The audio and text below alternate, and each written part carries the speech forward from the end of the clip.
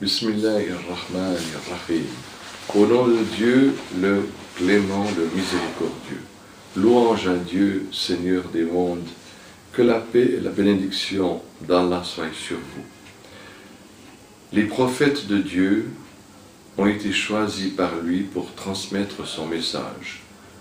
Aussi Dieu savait-il bien où placer son message. Et il avait honoré ses prophètes par les plus belles qualités. Aucun prophète de Dieu n'a jamais adoré les idoles. Aucun prophète de Dieu n'a jamais commis l'adultère. Aucun prophète de Dieu ne disait des mensonges, ni non plus était doté du défaut de la vulgarité ou était d'une apparence physique qui n'était pas belle. Dieu les avait pourvus des plus belles qualités de cœur, du meilleur comportement et du plus bel aspect physique. Car Dieu les avait choisis pour être des exemples. Un prophète ne pouvait pas dire à son peuple « n'adorez pas les idoles » et lui-même se mettre à les adorer. Il ne pouvait pas non plus leur dire « ne commettez pas l'adultère » et ensuite le commettre lui-même, ou dire « ne volez pas » et lui-même était un voleur. Donc les prophètes avaient les plus belles qualités. C'est pourquoi il est difficile et impossible même d'admettre ce que la Bible nous rapporte sur certains de ces prophètes, comme par exemple le prophète Lot, qui dans le livre de la Genèse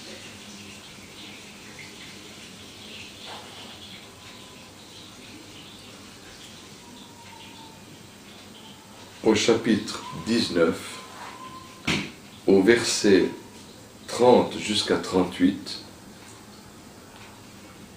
nous rapporte que les deux filles de Lot, donc de ce prophète que Dieu avait sauvé du châtiment qu'il avait infligé aux deux villes, Sodome et Gomorrhe, qui commettaient l'acte de la sodomie avec les hommes.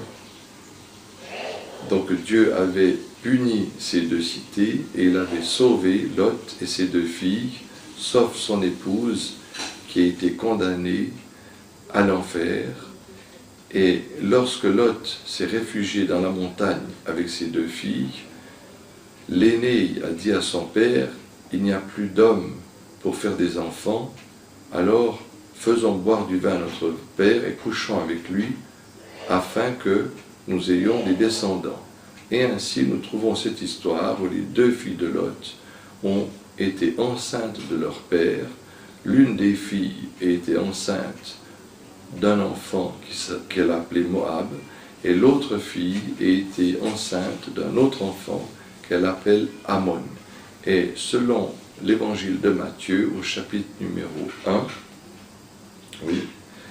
Jésus descend d'un inceste, il descend des Ammonites. David aussi est accusé d'adultère.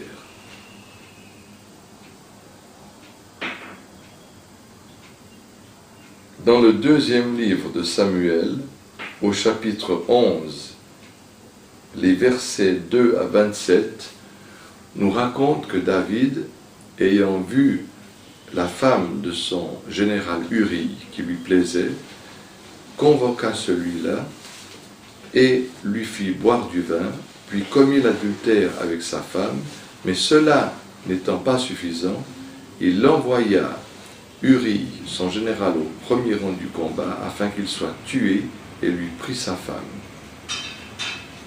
Il eut un enfant de cette femme que Dieu fit mourir pour punir David d'avoir commis cet adultère. Cependant, nous lisons dans le premier livre des rois, au chapitre 14 et au verset 8, que Dieu dit qu'il a toujours été satisfait de son serviteur David.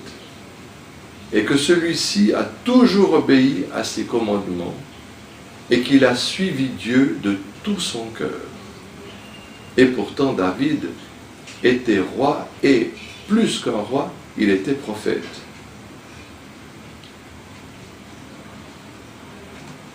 Selon les Actes des Apôtres, au chapitre 2, au verset 30, David est compté parmi les prophètes, les grands patriarches de Dieu.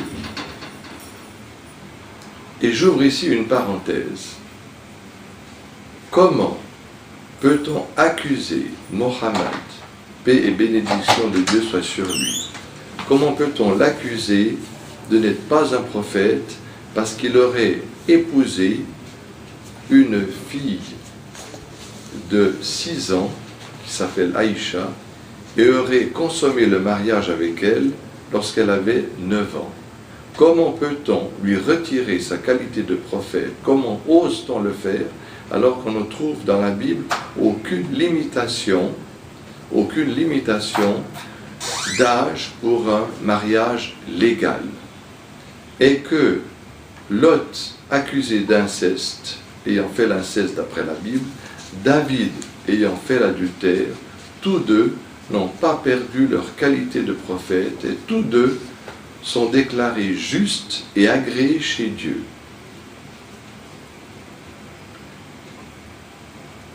Il est aussi difficile d'admettre que Salomon, le prophète Salomon, dans le livre des rois, au premier livre des rois, au chapitre 11, versets 5 à 12, Salomon serait devenu mécréant et aurait commis l'adultère.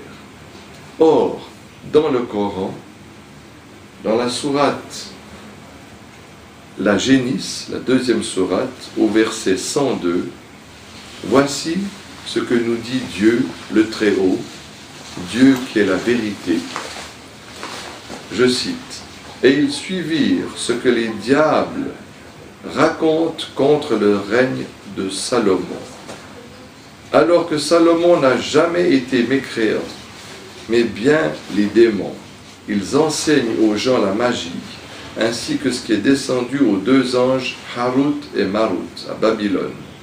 Mais ceux-ci n'enseignaient rien à personne, qu'ils n'aient dit d'abord, nous ne sommes rien qu'une tentation, ne sois pas mécréant.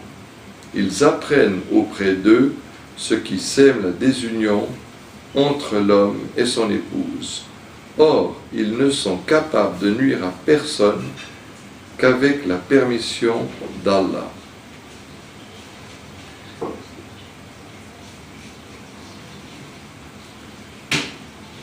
Nous voyons dans ce verset que Dieu a révélé que Salomon n'a jamais mécru et que ce sont ceux qui ont écrit ces paroles qui ont été inspirés par les démons. Nous trouvons aussi dans la Bible que le prophète Aaron aurait lui-même fait le veau d'or pour les enfants d'Israël. Les enfants d'Israël, étant témoins de ce miracle extraordinaire que Dieu a ouvert la mer pour les sauver de la tyrannie de Pharaon et a noyé celui-ci avec son armée, après avoir vu ce miracle extraordinaire, ils se mirent à fabriquer un veau d'or qu'ils adorèrent, pendant que Moïse, la paix soit sur lui, recevait sur la montagne sainte de Tour, du Sinaï, les 10 commandements, recevait la Torah. Or, la Bible nous dit que c'est Aaron qui a construit le veau d'or et que Dieu va punir le peuple, mais pas Aaron. Puis Moïse conseille à Dieu de ne pas punir le peuple. Dieu va suivre le conseil de Moïse et pour finir, il va changer d'avis et quand même punir le peuple, mais pas Aaron. Toute cette histoire se trouve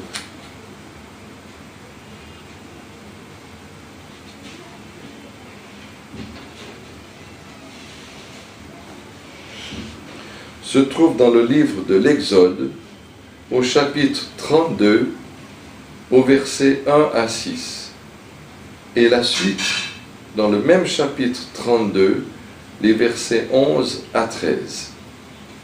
Par contre, dans le Coran, ce n'est pas Aaron qui fait le veau d'or, parce que c'est un prophète, il est impeccable, la paix soit sur lui, mais c'est Al-Samiri que Dieu va frapper de la lèpre, qui aura un châtiment dans cette vie et dans l'autre vie.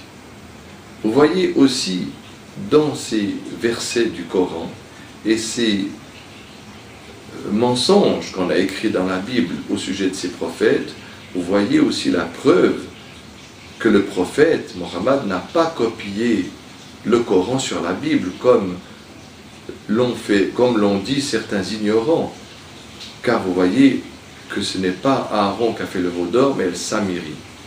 Et vous voyez que Dieu a innocenté tous ses prophètes en disant que c'était les meilleurs des hommes qu'il a choisis. Donc, ces preuves éclatantes nous montrent d'une part qu'il y a des choses dans la Bible qui ne sont pas conformes à la vérité, et d'autre part que le prophète n'a pas copié le Coran sur la Bible. Louange à Dieu, Maître de l'univers, de nous avoir guidés à la vérité par son livre sublime, El Coran El Karim.